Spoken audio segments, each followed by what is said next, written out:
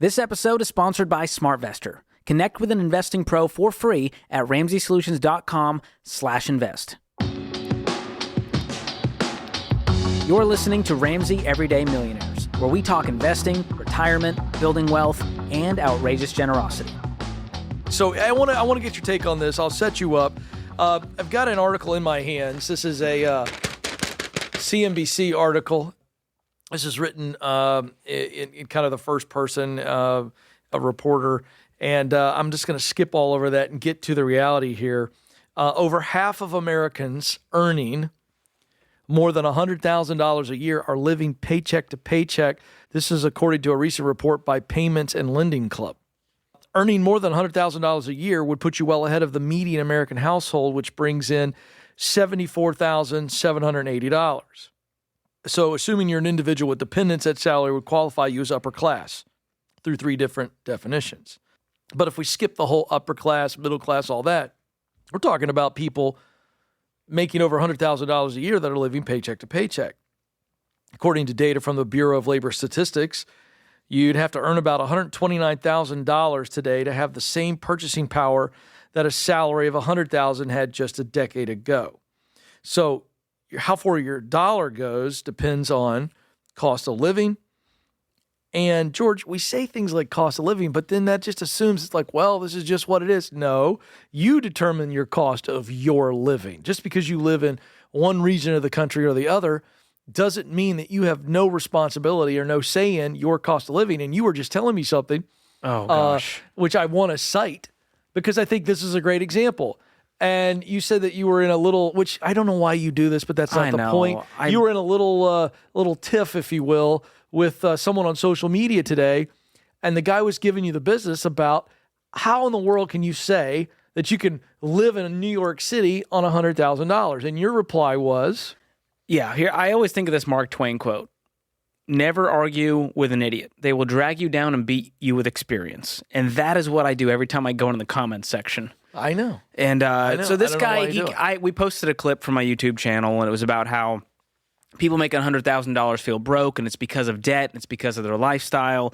And he chirps in going, this guy doesn't understand that there's areas of the country where you can't live on $100,000. And I went, bro, if I didn't have any debt, I could show anyone how to live on $100,000 in New York City. I promise you that. Here's what grinds my gears, Ken. In this article, it says, thanks to a combination of federal, state, and local taxes, along with sky-high cost of living, a $100,000 salary in New York City is worth more like $35,000, Smart Asset found. I'll show you Smart Asset. Here's the deal. You can't include cost of living and just take that out of someone's check. So when it comes down to it, let's say your effective tax rate, not marginal, what you actually ended up paying, even in New York City, was, 25, 30%, even 35%. That still leaves you with about $6,000 take-home pay. Mm-hmm. Now, New York City rent, of course, it's going to be really high. Now, if you're a single young person, live with roommates. I lived with roommates all the way up until I was married. I know it's not fun. I know you'd rather have a beautiful penthouse in New York City on your own. And if you want to own a home, you may not be able to afford a wonderful single-family home in the best neighborhood right now. You might have to get a condo that's 20 minutes further out. But people don't want to make these sacrifices, Ken. And they love to complain about inflation and cost of living. Right. And yes, those are astronomically high. But I truly think the answer is debt, lifestyle, and lifestyle creep. There's no the question more you about make, it. the more you spend. We all think we can't live without debt. Well, you got to have a car payment. Right. And these student loans, you can't get rid of these things. Well, and you know what? Let me just throw something out there. I'm not going to go too deep down this road. But this article mentions Tennessee, where we live. I love the state of Tennessee. One of the many reasons I love the state of Tennessee is because they don't tax us on our income. No state income tax. And I just got to point this out. People griping and complaining about the cost of living in New York, and they basically say because Tennessee doesn't tax earned income, a Memphis resident is what they pick, the city of Memphis, earning $100,000 takes home $74,000 after federal and state taxes. And because the city's cost of living is 14% below the national average, blah, blah, blah, blah, blah, this feels like it's all this stuff to go, guess what? You can move. You can move. And if you move here, can I just say this? You should maybe vote like we vote, because that's why we don't have a state income tax. Don't go voting to have an income tax. And I'm not, listen, I know people get nervous. I'm not going to get political on one side of the aisle or other. I'm just going to tell you, the facts are the facts. You can move or you can change the way you vote. But if you're going to gripe about taxes, there's a pretty clear choice most of the time. So I just get so irritated with all this cost of living and taxes this and taxes that. Well, guess what? You have a say in it. Move. And if you move, vote differently and then spend differently. There's your 3 points, George. You can't just make it all about the money. You also got to decide, where do I want to live? Why do I want to live there? What does that mean to me? And if you want to live there, go make some more money. That's the whole point. But no, they want you to give them more money. And so that doesn't work that way. We should just feel entitled to live in New York City for fun, regardless of our income. That's an insane take. Sure. I'll call Stacy on the way home today. Hey, babe, we're going to the Upper East Side of Manhattan because I want to. And now everything's just going to happen. And forget the numbers. We're going to gripe about it the entire time. Or, you just can't manifest this stuff. It's mind-boggling. I know I'm getting grumpy, but it's just mind-boggling to me. I love grumpy, Kent. It's my favorite. You're getting choked up again.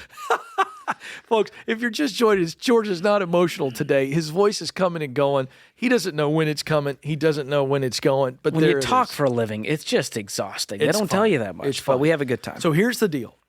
What we have to understand is when we started this article, we laid out some data that we have more $100,000 and over earners than ever that are living paycheck to paycheck. And the reality is that the more that we make, the more we are tempted to spend. This is the human condition. And so it comes back to something that Dave Ramsey has said for decades. It's not about math. It's about the behavior. It's the person in the mirror. And when we can get to a point where we go, you know what? I'm going to sacrifice. I'm going to wait a little bit. Sacrificing, waiting ends up winning. But when we don't sacrifice, when we don't wait, and we say, give me now, I want this now, we make decisions, and before we know it, we have literally painted ourselves into a financial corner where then the only option is massive sacrifice and massive misery. You've heard the calls on the show. Well, people go, we got to sell everything. We have to move because we're broke. Yeah. And then what is our prescription to them?